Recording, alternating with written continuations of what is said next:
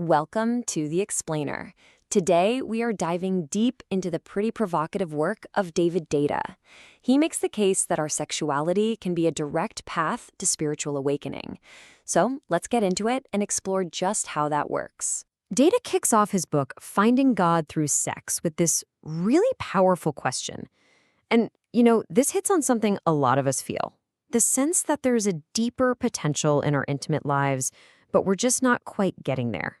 So let's start with that feeling, that search for more.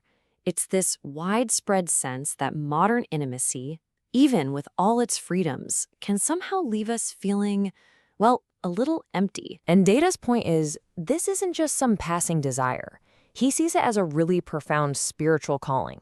It's that gut feeling that sex could be so much more than just physical pleasure or stress relief, that it could actually be a doorway to a much, much deeper connection with our partner and maybe even with the universe itself. So, the big question is, how do we find that doorway? Well, Deida's core idea is that we need to stop treating sex like it's just some base instinct.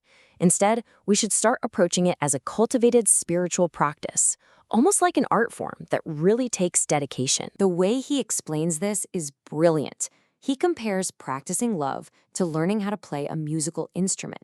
Think about it. When you first start, you're clumsy, right? You have to practice your scales. Well, in love, you practice openness. You struggle and hit wrong notes, but you learn from that conflict. The whole goal is to get to a point where love, just like music, simply flows through you. And what happens if we don't do this practice? Deida says our intimacy gets stuck in these limiting patterns.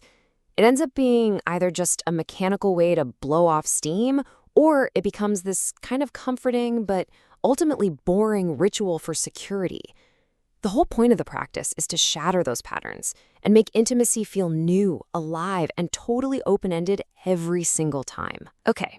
So this practice is built on a really fascinating idea of polarity.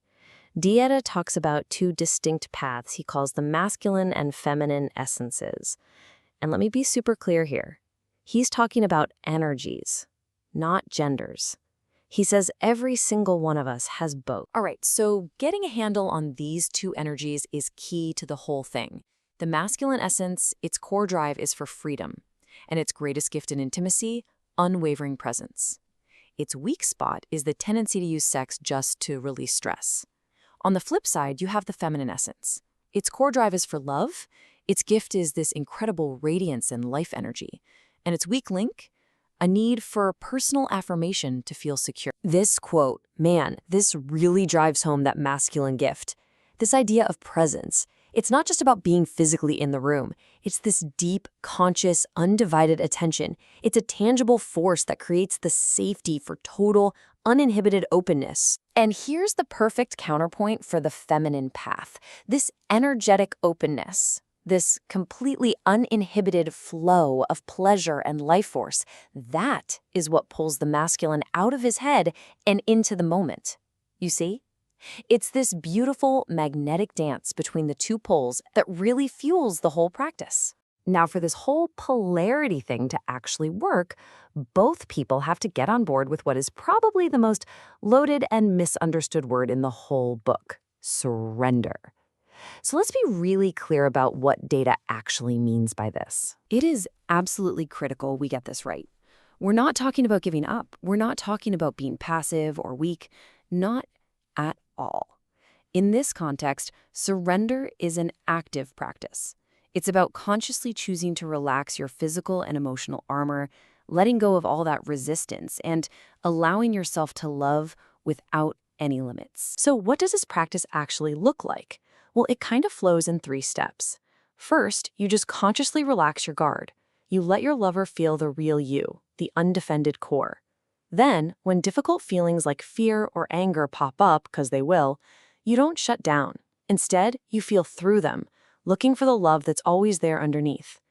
And the final, most important step, you always surrender into love itself, not just to pleasure, but to the deepest, most profound openness you can find. All right, so where is all this heading? What's the end game here? What happens when two people really, truly master this art of surrender? Well, according to Deida, the goal is Well, it's nothing short of the complete dissolution of the self. Okay, that's a wild phrase, right? Obliterate your partner in love. Let's unpack that because it's not what you think. What Deida means is to love your partner with such total force that their ego, their whole sense of being a separate person, just dissolves. It's not an aggressive act. It's an invitation for both of you to just vanish into a shared state of divine oneness. And he says this dissolution, it happens on 3 levels at the exact same time. It starts with the physical, perfect synchrony. Then it goes deeper to the emotional, where you literally feel your partner's heart as if it's your own. And finally, it culminates in the spiritual, where you pervade them with this vast, open consciousness that's way beyond any single point of focus. So what's the feminine practice here? Well, it's the perfect complement. It's all about trusting this incredible force, opening completely and just receiving it. The idea is to let your body become a channel for this divine love energy, to flow wild with it, and in doing so, pull the masculine even deeper into that shared union. And that brings us to the final, really challenging thought at the heart of all this. What if the whole point of intimacy isn't just to feel more connected to someone, but to actually, courageously, blissfully disappear? Deida's work suggests that in that disappearance, we might just find everything we were searching for all along.